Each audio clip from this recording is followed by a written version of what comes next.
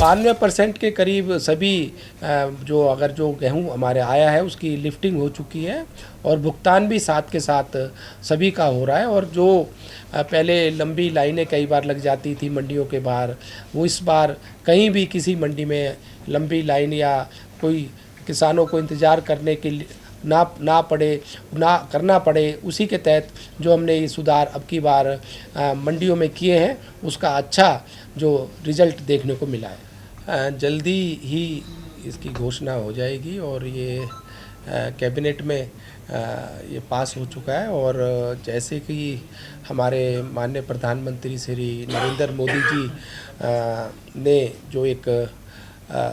Appeal की और अपनी महिलाओं को आगे लाने के लिए, महिलाओं को सम्मान देने के लिए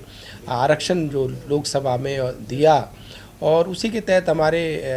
मुख्यमंत्री जी ने भी जो नए डिपो अलॉट होने जा रहे हैं उसमें भी महिलाओं को आरक्षण देते हुए 33% का आरक्षण इसमें दिया है। और जिससे हमारी महिलाएं जो हमारी देश और प्रदेश की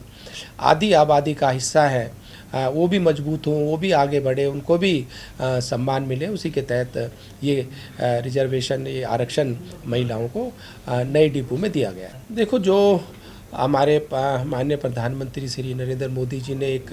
विज़न और एक लक्ष्य लेकर चल रहे हैं, आगे बढ़ रहे हैं कि 2047 तक हमारा भारत विकसित भारत बने, तो उसमें हमारी महिलाओं का योगदान पूरा हमें मिलेगा, जब भी हम विकसित भारत बन सकते हैं। क्योंकि ये हमारी आबादी का आधा हिस्सा है और जिस तरह से उसी तरह से हमारे मुख्यमंत्री श्री नायब सैनी जी भी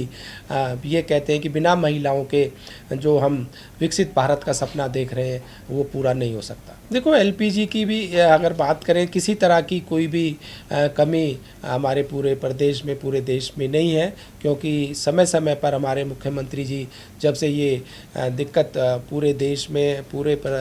विश्व में हुई थी युद्ध के बाद, इसको मॉनिटरिंग करते रहे, डेली अपने सभी डीसीज़ के साथ और डिपार्टमेंट के अधिकारियों के साथ समीक्षा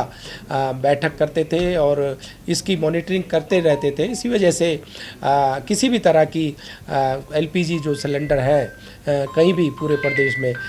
दिक्कत नहीं आई, ना कोई कमी रही। देखो, जो स्थिति पूरे विश्व में, पूरे जो दुनिया में जो युद्ध के बाद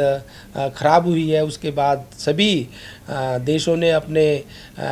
पेट्रोल और डीजल के दामों को बढ़ाया, उसमें बढ़ोतरी हुई है। और हमारा देश, भारत, एकमात्र देश ऐसा है जिसमें पेट्रोल और डीजल के दाम नहीं बढ़ाए गए।